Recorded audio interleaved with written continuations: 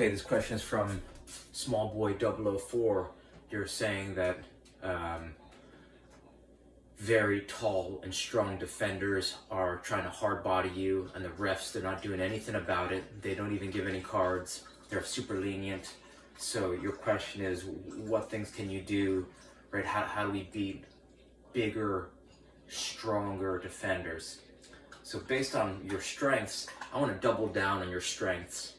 There's a dribbling sequence that's called the Tom Turnbull dribbling sequence. I think this can add to your first touch. You said your ball control, your one-touch passing, or your passing ball control is excellent. So I want to introduce you to this dribbling sequence that's going to take your ball control to the next level.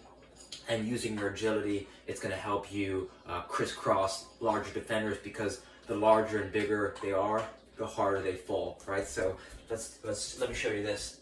This dribbling sequence I learned 27 years ago, and it's the reason why I had any success as a player, right? It goes like this. It goes outside, outside, inside, outside, inside, outside, outside, inside, outside, inside, outside, outside, inside, outside, inside. The reason why this is so effective is because it's easy to memorize. If it's easy to memorize, that means it's easy to execute, right? You want to say it out loud when you're doing it.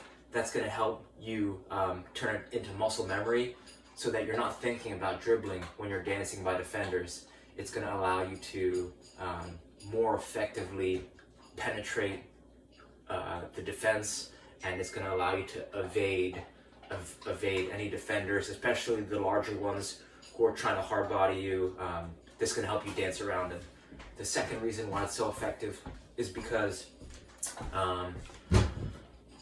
it acts as a connector for all the other moves that you have, right? So you're going to be able to go outside, outside, inside, outside, scissor, or outside, outside, inside, outside, chop, right? It's a connector, it's a foundation of dribbling, and it's going to make all your other moves more effective.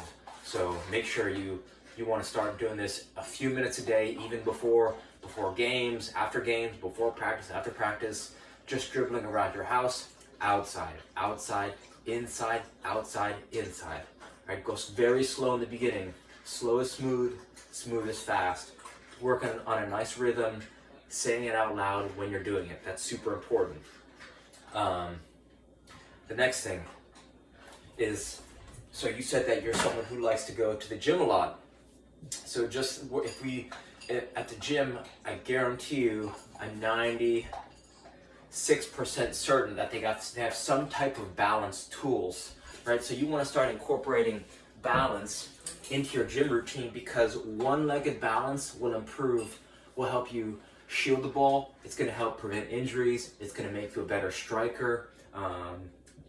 Everything, balance is incorporated into everything you do, apart from when you're lying down.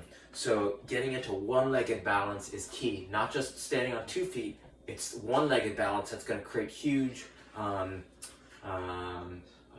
returns, right? A return on your investment. So for example, if you have, they have medicine balls, they have, I'm sure, or maybe they have a couple of tennis balls. If you haven't learned to do three ball juggling, that's a great skill to learn when you're balancing. You could take a medicine ball, and one person stands on a Bosu ball or balance, some type of balance tool, and you're standing on a balance tool, and then you start throwing the ball back and forth with a friend. Or you could, if you got no partners, you can take a medicine ball and throw it against the wall. And then if you have a partner, you can start throwing, right? You make it more challenging for the partner, right? So they throw it here, or they throw it here. They're throwing it high, right? They're throwing it low. They want to start to challenge you. And then whenever you're ready, you switch foot and then run it back again, right? So it doesn't matter which balance tool you're using, just as long as you start working on your one-legged balance, right? This is a fun warm-up, right? This is something you could do as a warm-up. You could do it as a finisher. It's very versatile. So incorporating some balance work, if you're not already doing that, will be super helpful. Another thing you want to check out, since you said that you go to the gym a lot, is this abdominal exercise. It's called the torture twist. It's taken from the book Underground Secrets to Running Faster by Barry Ross, and it looks like this. Right, it's an isometric hold, and the reason why it's so effective is because it doesn't add mass, it adds strength, right? So it also focuses on obliques. Barry Ross says that the reason why many players can't run faster or don't run faster is because even if they work on their legs, they're leaking energy from their obliques. So this is an abdominal exercise that helps you focus on your obliques, right? Strengthens your core and obliques, and it doesn't put mass on your body. It just makes you stronger because it's a hold, right? We're not twisting rapidly or doing holds here, right? Really breathing in through the nose, out through the mouth, or in through the nose, out through the nose. And what you're using, using your stomach to breathe into, not your upper back and your chest. So you want to check out, there's a lot of variations that you can check out online. You could do it on a decline bench. They have, right, there's a lot of variations to the torture twist. So you want to start to learn all of them. So you could do it at home, like I'm doing here, or you could do it at the gym, or you could do it at the field, right? You cannot work it's very hard to work your abdominals too much, right? So you could do those for, long time. It's always a good time to work abs. The next thing I want to leave you with is possibly investing in a RMT rope or making one yourself, which I think is the biggest, is the most fulfilling, right? An RMT rope, it stands for rotational movement training. And the reason why it's so effective for soccer players is because it's going to improve your balance, it's going to improve your timing, it's going to improve your rhythm.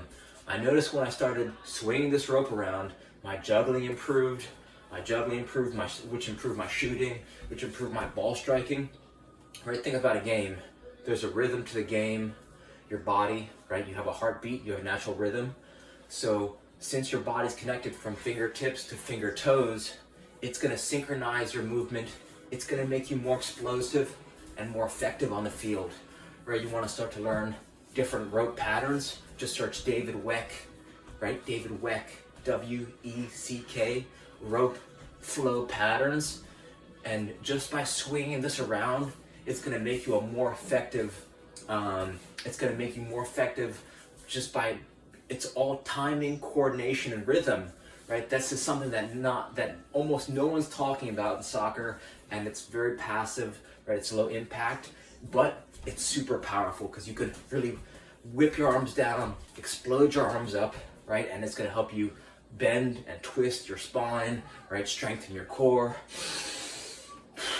and work on your breathing all at the same time. So at first, I was skeptical. Someone introduced this to me, but when I realized the power of it, you have to feel it to believe it. So for less than $10, right, you can make one of these yourself at any hardware store. We'll have some rope, and you want it a little bit longer than you are tall, right? I'm 5'10". On a good day, this rope is about 6 feet long, and you want to have it a little soft so it doesn't chew up your hands. So I hope some of these ideas help, and reach out with any questions. Thank you.